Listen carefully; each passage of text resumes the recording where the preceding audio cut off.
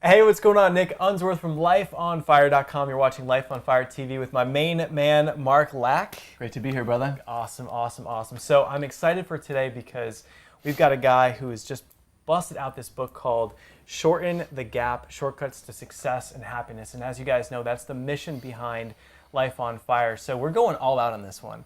We even have a friggin' pillow light here. We've got extra lighting. We're going all out. So stay tuned and get ready to grab a pen and a pad of paper or bust out some notes in your phone because this is going to be epic. So Yes, it is. let's rock.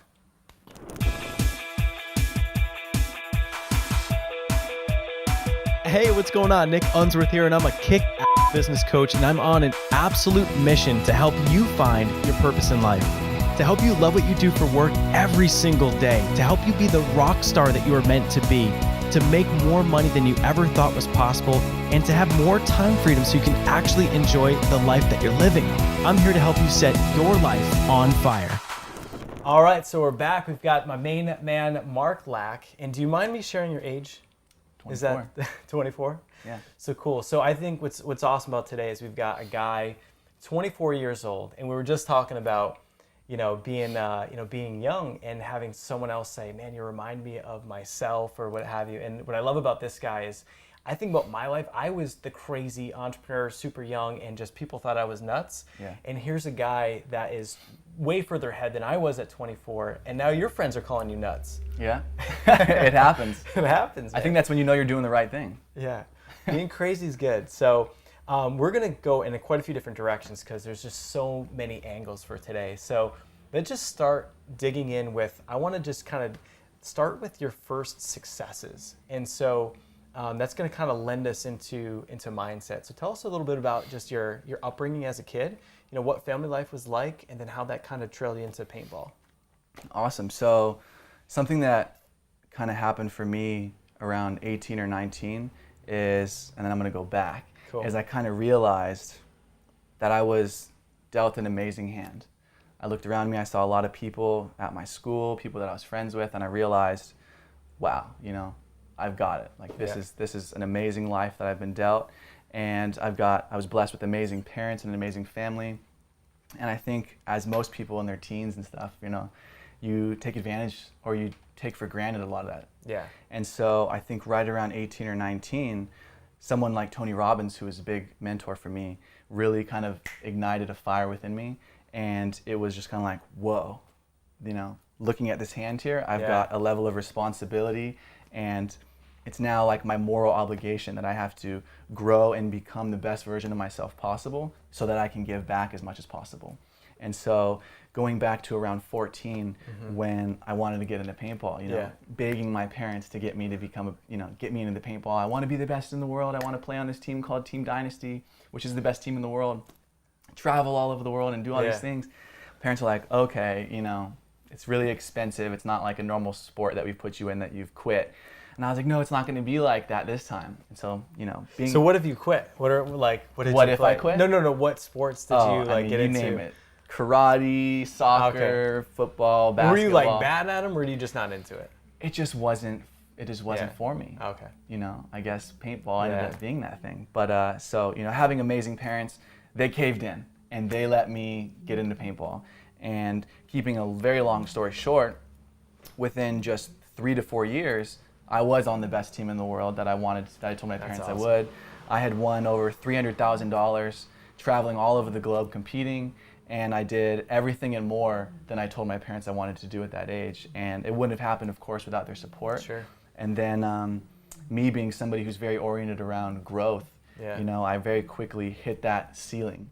And it's not like in business where you hit your financial glass ceiling and you can keep going. Yeah. For me, I really hit the ceiling. There was no more events I could win. There was no more money I could win. Top of the game. Top of the game. I could only do it over. Yeah. And that wasn't for me. That's not growth.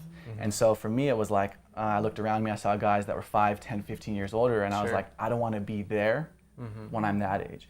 So I made a big decision in my life after all that hard work and effort, and I dropped out. And then I kind of transitioned into a lot of personal development towards the end of my paintball career. So let me dive into on the paintball side, because what's interesting is I think that, and I think a lot of what we're going to come back to is mindset, because there's something different about you that said to your parents, I'm going to be the best, period. I want to be on the world's best team. Yeah. I'm going to be the best. So tell us about that. Was that, I mean, were you just born like with just a mindset of like that as a kid, or was it your environment, or, you know, how, you know, most kids would be scared coming into it and thinking like, Yeah. I could only maybe go so far, or like, how did that happen? I mean, how did, you know, is that, what do you think, that's innate talent or just born with it, or what? You know, I think people are born with certain things, talent, skills, whatever, you know. People are Yeah. born with certain things, and you can lose those or you can grow those and develop new skills and anything like that. Yeah. And I don't know necessarily that I was born with that, you know, Sure. destined for greatness or whatever it is going to Yeah. be. I definitely developed that trait.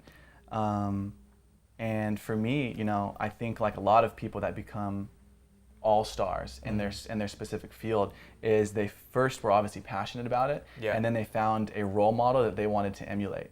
And for me, let's just say it was somebody in basketball, Michael Jordan. Sure. And so for me, there was a gentleman named Oliver Lang, and he was the best guy in the whole world.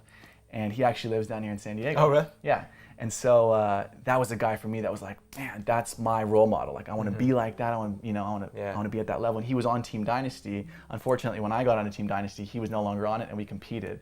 But you know, Did you like light him up or what? Actually, we did. We beat them. But he's still the best in the world. I was one of. Yeah. But yeah, it was a combination of I think passion and then having a role model.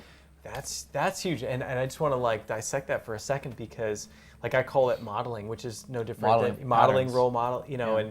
And it's so funny because as children, Yeah. we are always, that's how we like think. It's like, oh, like be like Mike, like Michael Jordan. I mean, there's all these, like we find role models as kids, but what happens as adults, man? Like as adults, all that stuff starts to go away. Yeah. And if you can take that same childlike enthusiasm and then attach your wagon to the right entrepreneur that you emulate. And I think what's cool is we'll come back to that, you know, as your journey continues. So cool. So you were, you know, got to Team Dynasty, crushed it in paintball, and then, you know, and just what was that like? Just being at the top of the game. I mean, just what was life like? You know, it was absolutely incredible. I was I was my own little superstar in my own little world, and. It's like internet marketing famous. It's like internet. Exactly. I go to an event and it's like, yeah, Nick Unsworth. For my girl, you'll meet my girlfriend tonight, and this was hilarious. We went to church together, right? And there were like 3 people that came up to me, and it was like, what an awesome thing to have happen, because all of a sudden she thought I was cool. I love that. Just like that. It's like you know, if I had known, I would have planted him there, but.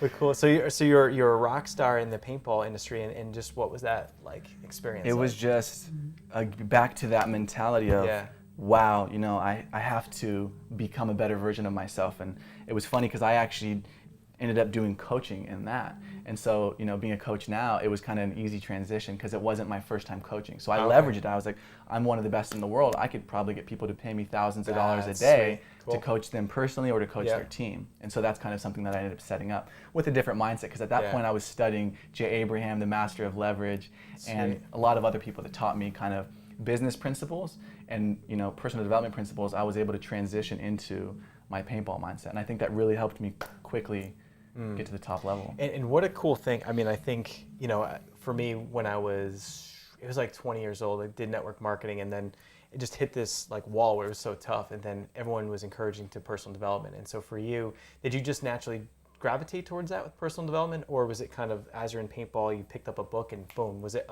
like a book or something that happened that kind of got you into it, or the Tony Robbins, like the first CD or something? It was 3 things. 3 things really guided me to personal development. One of those was my parents. Okay. My dad is a successful entrepreneur and has been personally developing himself for decades. Yep. And so that was kind of like, he never pushed it on me, Yeah. but it was kind of like, as I got into paintball, he was like, wow, he's taking this serious. Kind of slides you like, Slides you like a CD. like Think and Grow Rich, Napoleon Hill. You won't do it. Yeah. Like, it was like, if you want to do it right, Yeah. here's how to do it. Yeah. And so back to having amazing parents that were very supportive, it was kind of like, here's the opportunity. If you really do want to become the best, it's not a secret. It's actually a science. And so my dad kind of presented me with material to study. And then that was one of the reasons. The other one was somebody in my family has lots and lots and lots and lots of success from a monetary financial standpoint, but they're not very happy. Okay. And so for me, I saw that and I go, wow, you know, someone in my family can achieve ridiculous amounts of wealth, Yeah. but they're not very happy. And so for me, it was like inspiring because it was like, I can make the money too. Yeah. Look, somebody else did it and Yeah. they did it from a harder position as me. I got technology and I've got great parents. Sure. So it was going to be easier for me. That's what my mindset was. You can do it, I can do it, we're Right. family. But you're not happy. So what was the trick? So I started studying how to be happy, how to be fulfilled.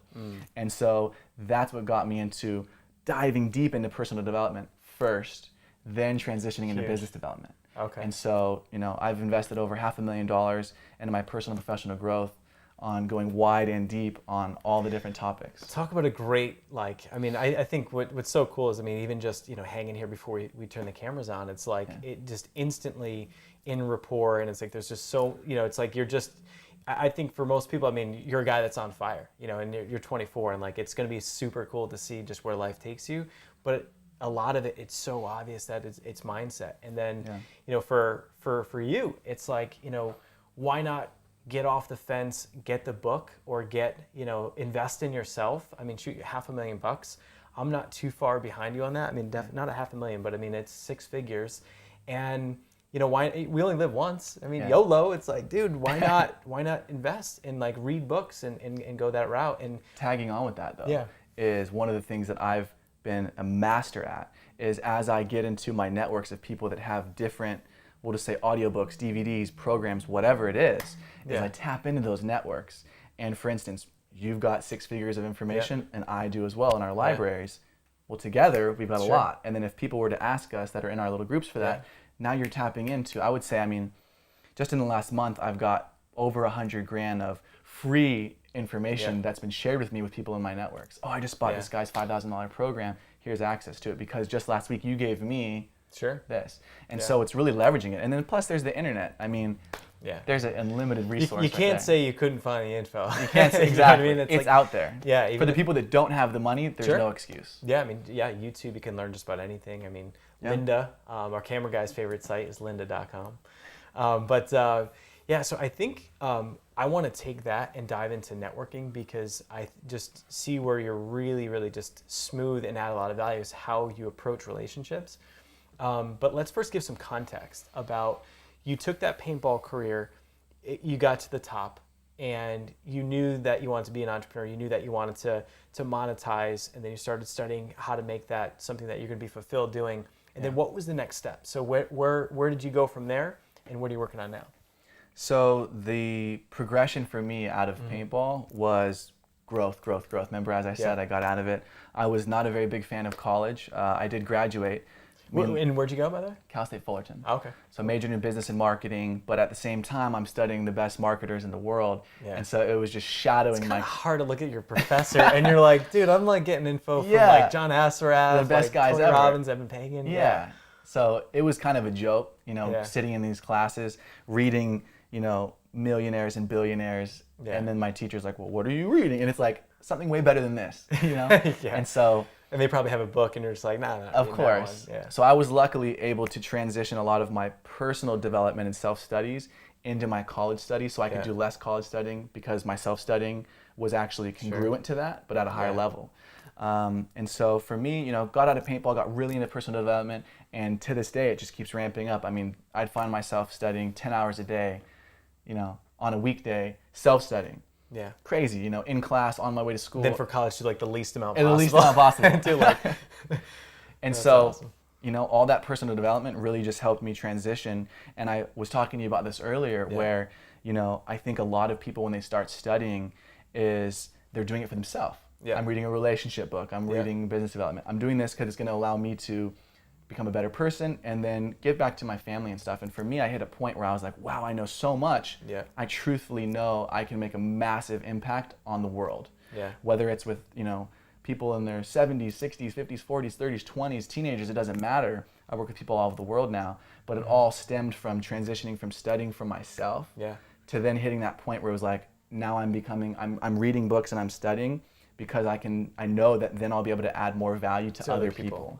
And so that's what really, That shift that's the shift. That is the biggest shift, because that's, I think ultimately on the happiness side, fulfillment side, it's having, like you point out, that family member that has all the financial abundance but doesn't have, maybe it's the fulfillment or maybe certain relationships, but at the end of the day, you switching from you to about other people, that's like, what gets us out of bed with Life, Life on Fire, and like our clients, and like that switch for you is, giving back and helping other people. So how do you use that, in your business, and like tell us about like how you do the coaching?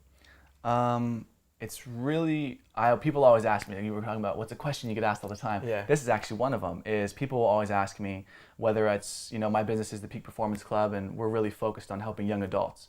And one of the things that we get asked all the time is, well, what's your program like for coaching? And I always say, well, my products are more, I call it the car wash. Anyone can go in and come out and it's going to be, clean. Yeah. And so that's how my programs are. Of course, my products and my less of my services. And like an event or a product would be like that, but my coaching is very tailor-made. I believe that you have to diagnose before you can prescribe.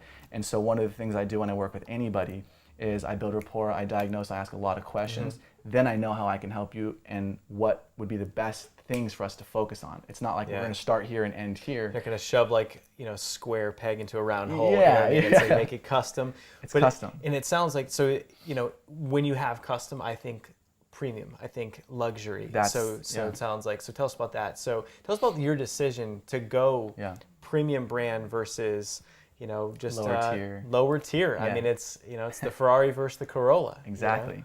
I think it really boils down to just where your bar is at. Who do you see yourself as?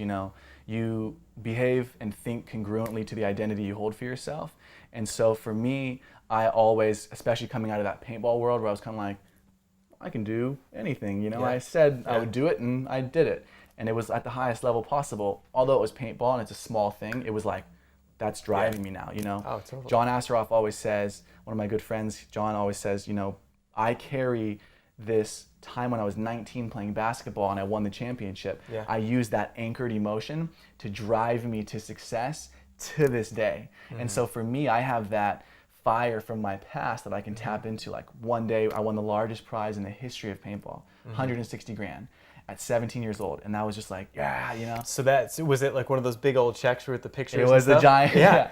So like this, what I love is like I'm getting goosebumps thinking about it. So we teach, it's called Moment on Fire. And so my anchor is like playing sports, and I had a moment where I, got in the Hall of Fame and I was the little guy that no one ever thought they would play. And your moment, paintballing, and John's, maybe basketball. And it's like the importance of that moment for you is that you can do anything you put your mind to. And for you to have the awareness to take that and to keep that with you forever. And so for someone, out there right now, it's like, what would you say to them about figuring out what their moment is and how they can anchor it, or any steps that you take to like consciously think about that and leverage it? How would you explain that for someone to find theirs? Yeah, that's a great question. I think the best way to answer it is I always talk to people about beliefs. And a lot of the times, whether it's your personal or professional life, we all have limiting beliefs. And so I always ask people, well, in order to get rid of a limiting belief, we have to identify what a belief is. And all a belief is a high level of certainty about something. So then the next question is, how do we get certainty? And we get certainty by having references. And so we look to our past for those references. And so just as I look to the past for a reference of that I can do anything, look at the time I won that, and then take that emotional energy and push it into my present or my future. So I always say to people, well, Mark, I don't have that memory of winning the championship or whatever it is. I say, great, you don't need it. All you need to do is look into your past and find references. Like we could both find references that would support the belief that we're stupid, that we're ugly, that we're awesome, that we're hilarious, that we can do anything. We can find references about any of that. Getting dumped or like whatever. Exactly. And so the difference between someone who's got that mentality that's motivated and empowered and inspired is that they're choosing to focus on different references. Right. That's it. We've all got references we can focus on that will push us forward or bring us down. And so the key is to control your focus on those references, whatever they may be, that are going to empower you. And so that's, looking that is well said, dude. That's perfect. I mean, at the end of the day, it's the awareness about what it is that we're, thinking about from the past, and if we're not experiencing what we want in life, it's like, why is that happening? And, odds are it's the things that are being thought about in your mind, and, and to switch that reference point. And what I love is that, you could be having a bad day, I could be having a bad day, and instantly we can go back in our minds to that point. And whether it's, you being the top paintball player in the world, or it could be you going on the stage, on the Ellen show. Yeah. Right? Or for someone else, it could be a moment where you hit a home run, or where you got an A on a test. I mean, it truly can be anything. So, anything. Don't let, Mark's mindset of abundance and, doing anything and, hold you back. It's like, oh, because I don't have that moment. It's like, just choose anything that's good. And so I think what's cool is that mindset is propelling you forward so fast. So we learned a little bit about, how you're doing coaching, and then how are you leveraging your mindset essentially and your networking like prowess to get on shows like Ellen and to get on, to get the book out, so what's that like? One of the things that I could add value to the people listening is it's all about contribution and adding value.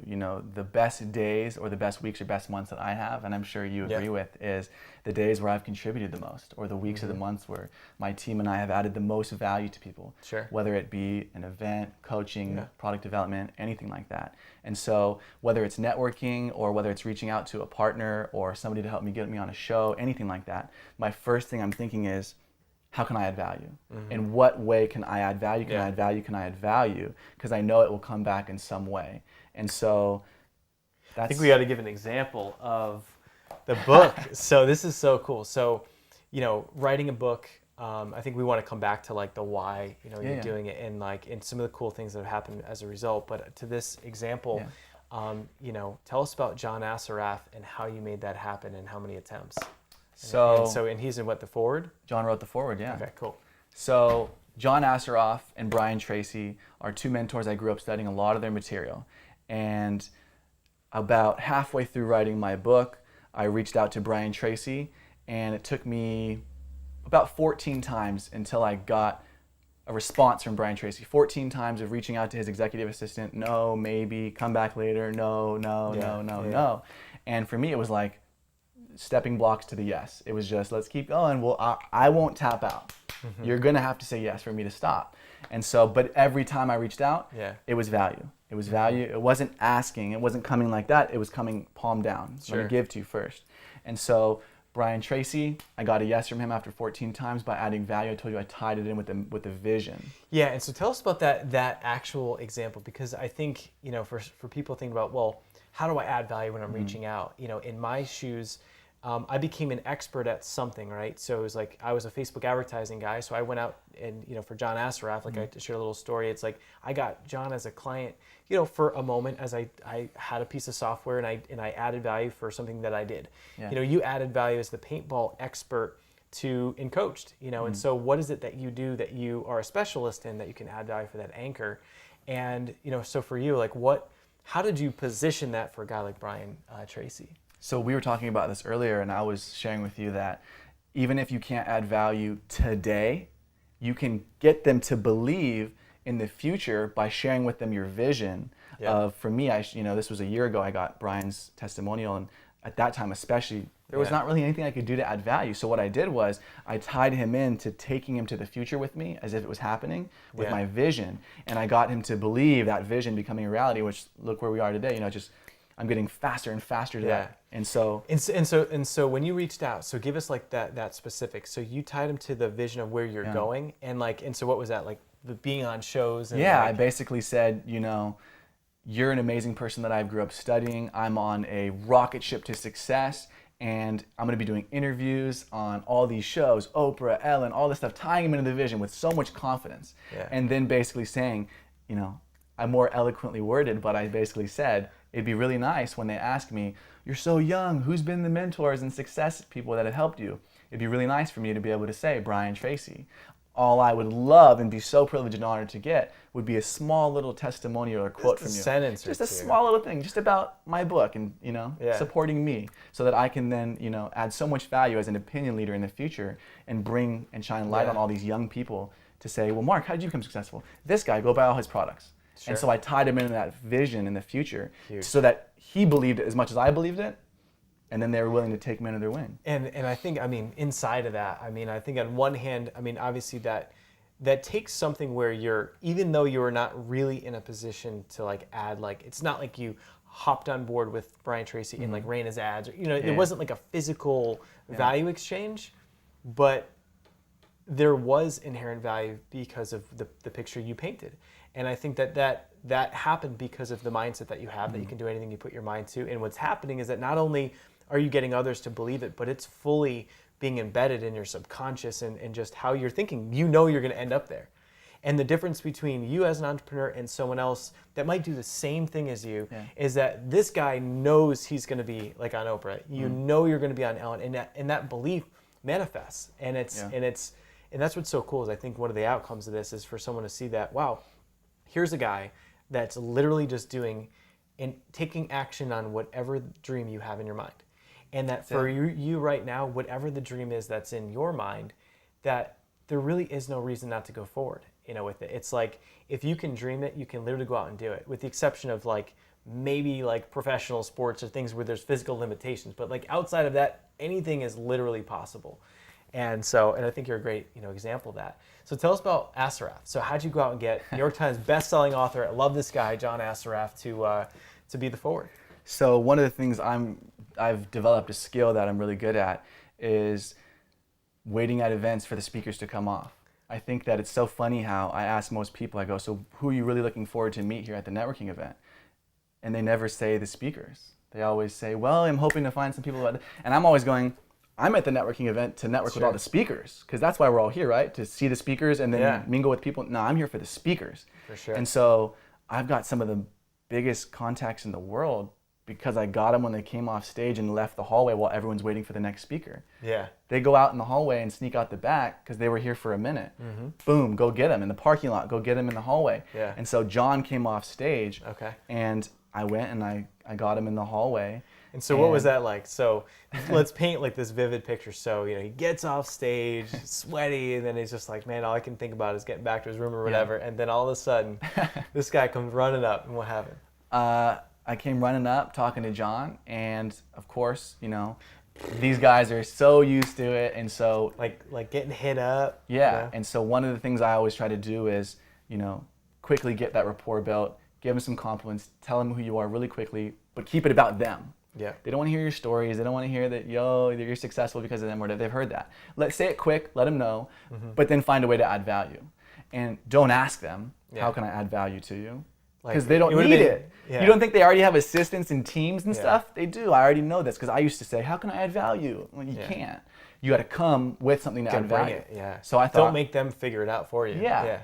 So boom, paintball, leveraging that forever now. Saw John and I was basically, in a nutshell, said, you're one of the best in the world at what you do, and you know, I'm sure you want to give the best in the world to your family. And so I was one of the best in the world, keeping that common theme at what I chose to do in the past, which was being a professional paintball player. And so I would be honored and privileged to give you the best time ever, a memory you'll never forget, emotionalizing it for him, you know, with your two sons. And I know that you guys would have the best time ever if we went out and played paintball. I'll invite some of my old pro buddies. I know the guys that own the fields all over the US, so I'll get everything comped. And I'll bring you gear, I'll bring you guns, I'll bring you everything that you need.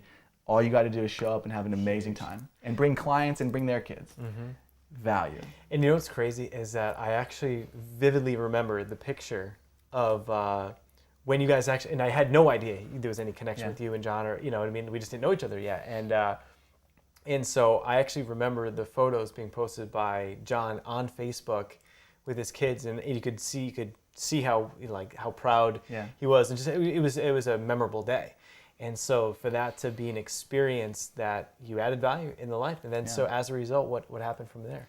As a result of that, we built an incredible relationship, obviously, and then, you know, I reached out later. And we had that rapport built already, and he actually sent an email out about becoming one of his top 3 private clients. And so another thing that I'm really good at is filling out those forms to get on like a show, or to get somebody to, like, I got in Jay Abraham's mastermind, and I got in John Assaraf's, you know, all this stuff, because I'm really good at tying people into my vision on Sure. those forums or anything. What do you mean on the forums? So John sent out an Yeah. email blast because, of course, I'm in all these guys' Yeah. pipelines because I've been studying them for years. And it was like, we're looking for 3 private clients, you Yeah. know. And now, knowing better, you know, there's 30 little pre-qualifiers you have to go Sure. through. But I got qualified, and then I got qualified, and I kept filling out all these forms and talking Yeah. to people.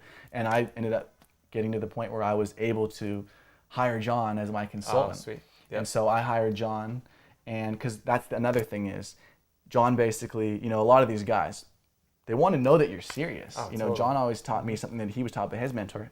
Are you interested or are you committed? And I think that's a major thing to take Yeah. away from this is, are you really interested in achieving success? Are you really interested in making yourself a better person? Are you really interested in growing your business to that next level or whatever it may be? Sure. Or are you committed?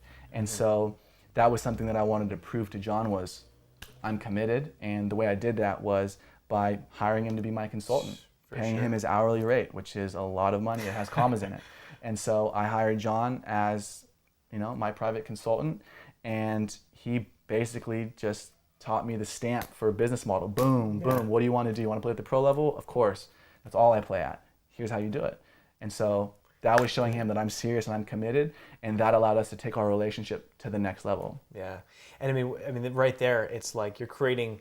What I love is that this is a story of like quantum leap growth. I mean, it's like from the mindset to investing in yourself through personal development, bringing on a coach like that gets you access. I Yeah. mean, instantly to a network. Instantly, you're, you know, obviously now you have a good relationship with John, where there's other referrals and things that come out of it, Yeah. and now you're poised for. You already are having explosive growth in your business, but it's, you know, investing and moving up those ranks, and it's like people are always looking for the shiny objects and always looking Yeah. for the marketing tactic, and it's like, man, if you just take that time to invest in yourself and get plugged into those networks, I mean, you just grow so much faster. Yeah. You know, it's like, shoot, I'm about to drop 25 grand for the Joe Polish Genius Network, and Yeah. and you, it's just funny. I think we brought that up on a call, and you're like, Yeah. oh yeah, it was just with Joe at the mastermind. But you Yeah. know, for me, it's one of these things where it's about up leveling the game. And what I love is when you said, the more that you can make it about your clients and your customers, and the more you can help them. For me, yes, I know $25,000, boom. Now I'll end up with a relationship with Joe and lots of cool entrepreneurs. But ultimately, I'm doing that. I think it's fun. I love it. I love being around smart people. But at the end of the day, that helps my clients. Yeah. And it's funny. So, and weren't you just like in a mastermind with those I was guys? just in a I'm like, yeah, mastermind about to with do the them. Genius Network. Like, oh yeah, me and Joe, old buds. Like, yeah. Yeah. And that was a function of the Eben Pagan thing? That was, and again, it was coming from a standpoint of, how can I add value to you? Yeah. Here's some ways that I think I can add value. What Okay. are your thoughts? And then from there, it was just kind of like, getting taken under, you know, their wing again, Yeah. because it was like, you know, I leverage my youth a lot, you know, just because I am younger, so I have an Sure. advantage. It's not like somebody who's 40 years old reaching out to a guy who's 40 years old. Yeah. It's kind of like we've both been in the game for a while. So for me, Yeah. you know, leverage everything you've got. Find out where you can add value. For me, youth, paintball, relational capital. There's always some way that Yeah. you can add value. Can I come to an event? Can I refer people? Anything that you can do to add Yeah. value. And so I try to find value for someone like Joe, for Eben, for John. Here's some ways that I know I can add value Yeah. for you, or I think I can add value. What are your thoughts? If so, and then boom, you get taken under their wing. Absolutely. That's Who doesn't want more people that are looking to Yeah. add value? Yeah, I mean, and I think what's so refreshing for someone that's in that spot is that they get hit up so many. I mean, literally, you know, could be dozens of times, even literally a day. Just Yeah. outreach, people just wanting and like leeching on, and then here comes this young dude that's got a clear-cut way to add significant value. And so, I think at the end of the day, for all of us, it's let's take a hard look of our own inventory. Let's think about the assets that we have, our strengths, the things that we have in our lives, our relationships, and then play a bigger game. Let this be the episode that in some form might piss you off and say, man, I'm 32 or I'm 55. At the end of the day, it's never too late. It's Never like too late. to take and to play a bigger game and say, you know what, after watching this, you know, the outcome is I'm going to be fired up. I'm going to play a bigger game. I'm going to think bigger. I'm going to break through the glass ceiling and decide that there's no reason you can't do anything you put your mind to. And, you know, in your industry, is there an anchor client, someone that, like, if you just had them as a client, everything would change? It's like, we've got a client, the Baileys, they do like an online fitness program, and they went out and got, you know, added value for John Lee Dumas. And like, hey, we're going to personally coach you. Don't have to pay for anything. You know, and John Dumas, I mean, he's got a huge audience, and he's getting results, and then now they can share that and market that in that way. So who is your person to model, to your point, and find a unique way to add value.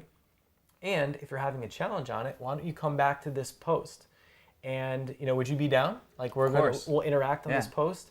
And so if there's a challenge or something that you have and you're thinking of, all right, I saw what this guy's doing, I see how he's leveraging experience in creating these quantum leaps, think of what that is for you, and come back to lifeonfire.com, comment on this. If you're stuck anywhere, let us help you.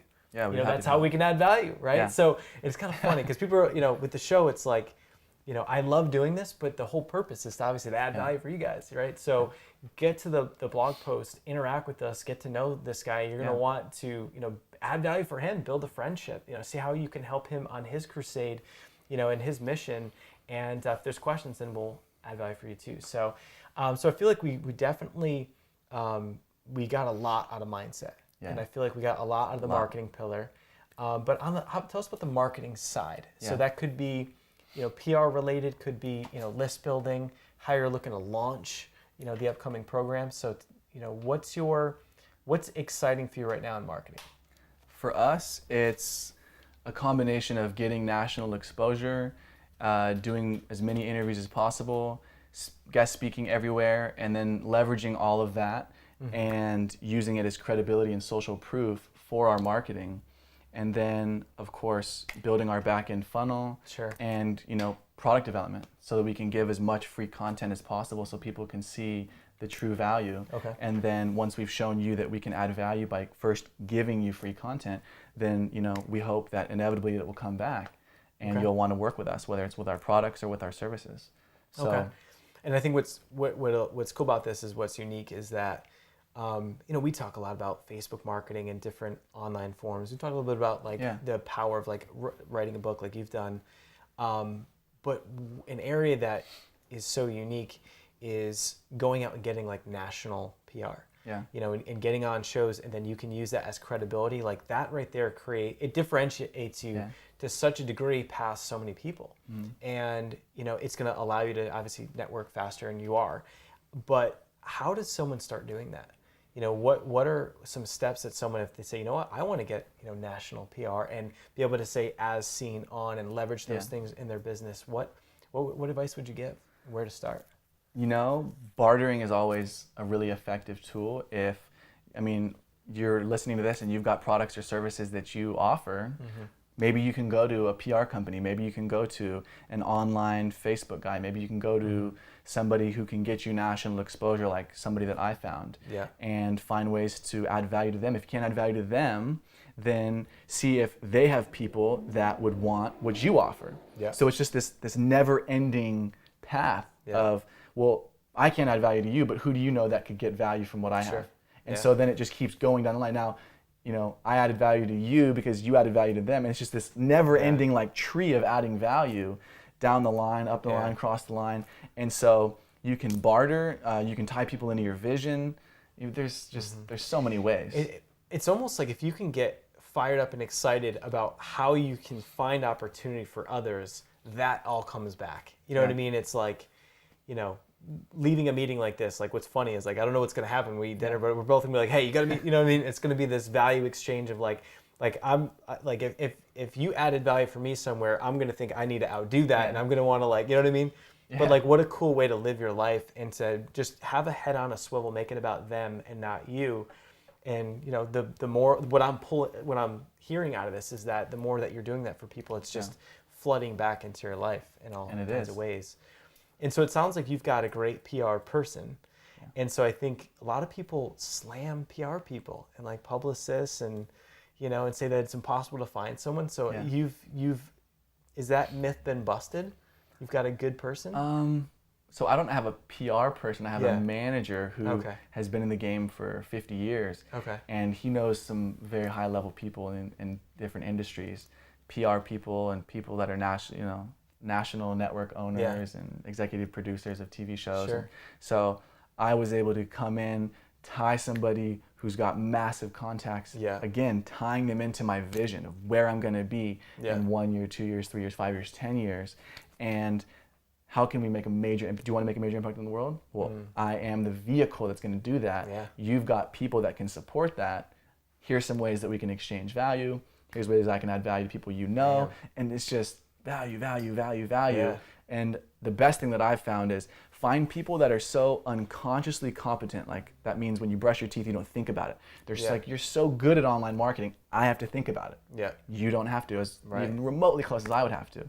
And so find people that are unconsciously competent at whatever it is you need help with. Yeah. You know, they say find people that play at what you hate to do. And so I do that. I find people that are really good. Like I can say, hey, I can add all this value to you, all this value to you, because it's nothing for me. And then you can go and do this back to me because that costs you nothing. You can pick up the phone like that. Yeah. What is that? What am I going to have to do to get you to pick up the phone to make that call for me? Yeah. What would it take for me? What kind of value would I have to do? Who would I have to introduce? What do we have to do to make that happen? Yeah. And that's how I play the game. And that's I love it. I mean, just in figuring out, what are the hot buttons of the person that you're, it's having the awareness and putting yourself in the other person's shoes and figuring out what is going to be very helpful for them, and taking that angle. So this is key. So a lot of good networking tips. And then, as far as the launch and the rollout, I think what's interesting. So we had a couple moments before, we turned the cameras on, and I think, tell us about your target market for your product. And I just want to extract some of the things that you said about how you're going to launch it and some good angles there from a marketing perspective. Yeah, so our company, again, the Peak Performance Club, is all about making a massive shift in the way we educate our youth. People in high school, college, and recent college graduates, the millennial generation, that's really on the forefront of making the biggest impact on the world and the nation. And so me being 24, just coming out of the college education system, I personally think that there's a lot of flaws in it. My self-education just shadowed what I learned at college. And to this day, it's unlikely that unlikely that anybody, especially myself, being around so many successful people, hey, so would you attribute your success to college? See, it's a joke, almost a joke. And so what I'm doing is I'm really positioning myself from our products, our events, and our services to being the preeminent supplement to helping these young adults really educate themselves, again, on the patterns to model to achieve the results they want in life. Doesn't matter what you want to do, if you go and figure out the proven patterns to model to achieve the results you want in your relationships, your health, your mindset, your business, your career, whatever it is, when you figure out the proven patterns to model like a recipe, the results become inevitable. And so I've become passionate and almost just, you could say, addicted to studying what patterns to model to create the results that I want in every area of my life. And I've become so good at it that that's now essentially what I do, is I teach people to recognize the patterns that are holding them back, how to break free from those, and then how to start consistently modeling new patterns that are going to allow them to bridge the gap from where they are to where they want to be in the future. Right. Okay. And so by doing that for others, it's an interesting target market, because usually you're going like direct to consumer, right? Or you're going like and you are doing stuff with just entrepreneurs, but you've got the parents as like a gatekeeper, and so it's almost like a double sale. Like you've got to, sell the kids and wanting the coaching or mentorship, and then there's the parent. And so because I think for most people, that marketing, that challenge takes so many people out of the game, because it's a big one to overcome. Yeah. But I feel like you've got a fatty plan for that. So so how are you looking at that from a marketing perspective? For me, I think that it comes back to the old saying, this isn't the saying, this is part of the saying. It's, if someone's not going to buy, it's because they don't see the value. If I got to talk to the kid, or if I have to talk to the parent, if they say no, it's because they don't see the value in it. Yeah. Well, who better to talk to the kid and articulate to them than myself, being a peer? Got that part handled. And then for the parents, it's easy. I can tap into that ideal client profile and the psychograph of what a parent wants for their kid. They want their kid to be happy, successful. Yeah. They want to be fulfilled in life. They want to know that they're going to be secure. They want to know they have confidence and that they can, go out on their own and thrive. And so all I have to do is if I get tons and tons of endorsements from the best people in the world that these parents pay. These parents pay John Assaraf to teach them about everything from mindset to relationships to health to business, whatever. I get endorsed by those people. I get lots and lots of parent testimonials, kid testimonials. It's showing you that there's value here. And then on top of that, I believe that if you can't offer a guarantee on your business, you shouldn't be in business. Right. I, guarantee that you'll get the results you want, whether it's from our products or services, or I'll give you your money back. And so that's kind of like the credibility. If you're the kid or you're the adult, if I can paint that picture for you, if I can get you to imagine and emotionalize what will happen as a result of not taking action or taking action, and I can get you to really feel that, then I just have to show you that the value's there. That's awesome. The two things there, having them visualize or see the result of taking action and the benefits and the upside, and you're weaving in case studies and testimonials and all those things and leveraging some of the context that you've made, but also showing them what happens if they don't. And that tapping into the fear of loss, which is a very powerful emotional driver of, okay, so you choose not to hire me and your kids are going to finish college and then they're going to boomerang right back into your house. Next thing you know, you're going to have to pay for them. Next thing you know, you're going to run out of your retirement when you're 65, all because this one time you decided not to move forward. Yeah, or on the flip side, when I look at John Assaraf's kids who I'm coaching, that they're already excelling and they're already making 5 figures and they're like 22 or whatever, Exactly. It's just, it's cool. I feel like there's quite a few elements in there. I mean, like having the high profile and like making that decision that you are premium, and you're going to have that premium brand and stay high profile, and then getting amazing clients like, John Assaraf, and having high profile folks. It's like that's leading to high profile testimonials and case studies, and then showcasing that, and then leveraging Facebook ads to build it. So super exciting. I'm fired up to see you launch that. And on the advertising side, we would just definitely, without any doubt, like we can take a month once you get rolling. We'll just dive in with you and help you on the ads and just try and add value, guys, right? That's what it's all about. And I love that, we've hit up the first 3 pillars, and then the last one we'll talk about is purpose. And so all of that passion and emotion, about this business, why helping those kids and why this? Out of all the things you could do with with that mindset you've got and all the abilities you have, why this? Why this mission? I think that really business is all about finding a problem and then creating products and services around solving that problem. And for me, it didn't make sense for me to get into that realm of Tony Robbins and John Assaraf and all those guys and have to compete with them and headbutt with those guys. It was like, it didn't make sense. I looked at it from a more strategic approach. I am on a rocket ship based on what I've learned from these guys. But nobody's teaching young people. So there's the hole. And there was a disconnect. I had to push through the fact that these guys are 20, 30, 40 years older than me. I had to push through it because I'm like, oh yeah, well, you can do it. You're 60 already. You're 50. That's 30 years from me. How can I do it now? If I could have myself teach me when I was in high school or college, oh man, to see a young guy and have him be like, yo, I'm in it now. Let me tell you what it's like now. I was just sitting in class where you were sitting not very long ago. And look at how fast you can get to where you want to be, wherever that is. It's powerful right there.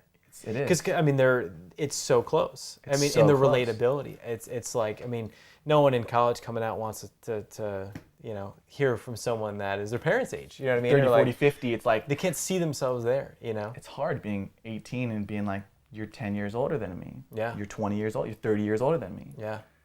It's cool to say that I can do it if I follow those principles, but it's not as believable than when a young guy says, I was just sitting where you were, and in just a couple years, you can be monetizing your passion, whatever that is. That's huge. And I think monetizing your passion, at the end of the day, life on fire, everything that we're about is take those passions, take those skill sets, combine them, you know, because if you're not enjoying your life and your journey and loving what you do for work, then you're missing out, you're missing the boat, because it stinks, to see someone, and why we started this is if you see someone that is not enjoying their job, and we spend more than half of our lives working, like why not love it, help people live a very robust, fulfilled life. And so before we wrap up, a couple things. What are a couple pivotal books. Things where for the folks out there, they want to invest in themselves. They don't have, the money right now or the vision to go find it to invest in themselves. What are a couple books that people can hop on? I would say Jay Abraham, Getting Everything You Can Out of All You've Got. Okay. That's one right there. That's a game changer. E-Myth is a great book for people starting up small businesses. Influenced by Robert Cialdini. Yeah. That's Eben an Pagan, amazing book. he was always a big one on that. Yeah. Yeah, it's a big one. I mean, Eben Pagan, John Assaraf, Tony Robbins, those are all just crucial people. I can't even, it wouldn't be fair to name one book of theirs because those are all such amazing people that have really been the foundation, standing on the shoulder of giants, essentially. It's like, that's what it's all about. Have you done the fire walk with Tony? I have not, but I know you're, October. You're getting into this that. October. Okay. So this October, gonna walk. I'm just about to get tickets for the Tony Robbins thing. You down? Let's do it. All right, let's do it. And then in December, we're gonna do the walking on hot coals. Okay. At our event. So we're gonna do paintball. Oh yeah, we're gonna do paintball. We're not gonna let anyone know that this guy's like national champ, and we're gonna just be like, we're gonna just do a friendly game of paintball. Yeah. Then in walks this guy and light everyone up. I never played before. So we might have to actually at the end just do a little clip of your paintball stuff. I want to see just some running and gunning. We got it. Because the crazy thing, we're talking like for a moment off camera. I broke a leg paintballing, and I need to redeem myself. I mean, how embarrassing doing like a slide. I like literally snapped the bone doing paintball, but I'm gonna get back out there. Yeah. Because I believe that I can beat this guy at paintball. I'm scared. We won't get that on camera, like a one-on-one. Get a good game going on. Oh, man. So last thing, we got some great books. And then what's one thing that most people don't know about you? Could be something weird, could be something just people don't know about you. Why you got to ask that? Yeah, just something weird. I've got a couple doozies that I've shared. Yeah. Just a random factoid about the life of Mark Lack. Wow. Most people wouldn't know.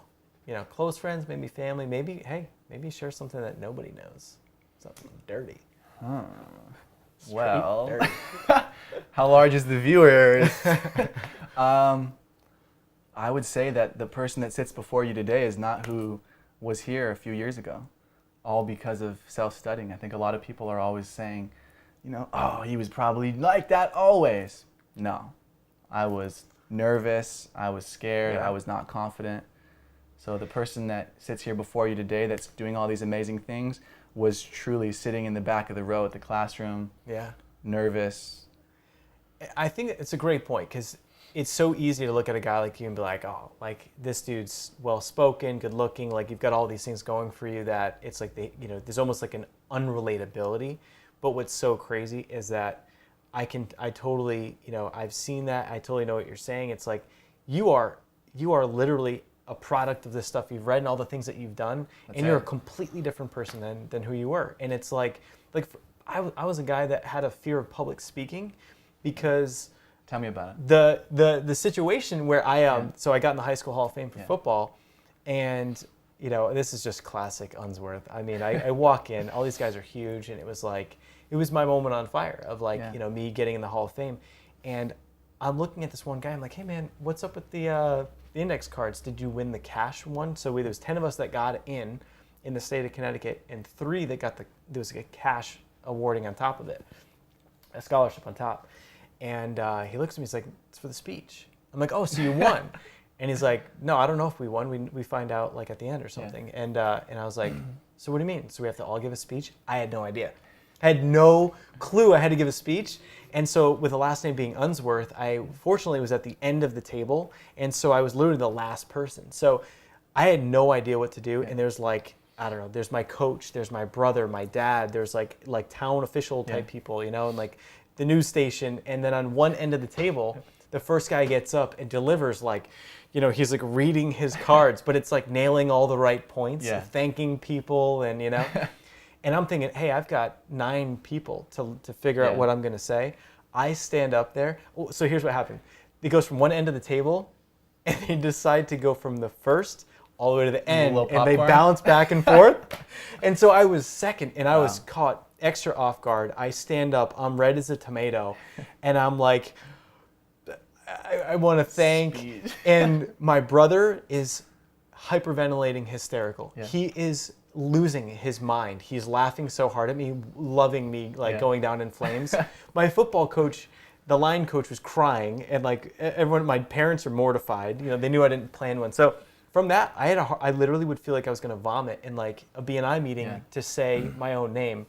But anyway, mindset overcoming it. And Yeah. so this is a different guy than 4 years ago. What is going to be fun Yeah. is that like whether it's 4 years or 5 years at a Yeah. later date, we'll revisit, of course, Yeah. and we'll do like a whole update and be like, dang, look at how far he's growing, you know. Yeah. And I think that's a message for all of us, is that invest in yourself, read the books he mentioned, you know, and say, screw it, you're going to be the best version of yourself, and why not start now? Start with books, surround yourself with the right people, you know, get in front of, you know, people that make you feel good and are positive, and get rid of the friends that have the lack mentality, and, you know, link up, go to, you know, this particular, you know, go to this blog post and interact and add value for this guy, you know, get on I'll the add rocket value. ship with him, you know what I mean?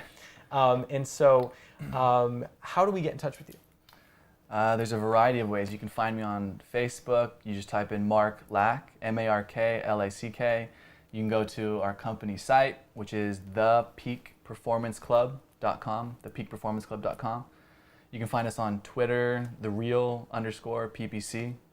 Boom. So you can reach out to us those ways. All right, and I'm gonna circle back because I feel like I can't help it. So Bring it in. the last answer, so that question, you kind of gave a little bit of like a sidestep about like you're a new person here today, Yeah. right? It was a great answer. The cop But out. it's a cop out. I'm gonna throw a flag on that. All one. right. So I mean, it could be anything. It could be, you know, a talent. It could be something weird. Like I've got a third nipple, not like a big gross one, but like it's in there. You know. Young age. So this is both times for my brother. Standing behind him, boom, clocks me in the face with a golf club. So I got a scar on my lip, Ooh. a small scar from him hitting me in the face with a golf club. Apparently I should never stand behind my brother. Hit in the face with a golf club. Another time I'm standing behind my brother. He casts a pullback. Fishing hook goes through my finger, and he casts forward, and through my nail, and I I'll go forward. So In the water. not in the water. That would have been good. That would have been good. And he's like baiting the fish to come to ground. So I think I learned to never stand behind my brother in anything he Okay. Yeah. I mean, that's it right Those there. are I think ones, we yeah. got it. We got it. All right. Well, this has been awesome. I want to Yeah. just thank you for being here today. Thanks, brother. And guys, go find Mark Lack on Facebook. Connect. Add value for this guy. Let's do a little challenge. Who can come up with something that's truly meaningful to add value? And It's going to bounce back. I'm going to add value right back. It's going to bounce back. I mean, boom, there it is. So we'll catch you on lifeonfire.com on this episode. And definitely any questions, comments, I mean, this is the time to do it. So you guys have a great rest of your day, and we'll see you soon. Cheers. I'm here to help you set your life on fire.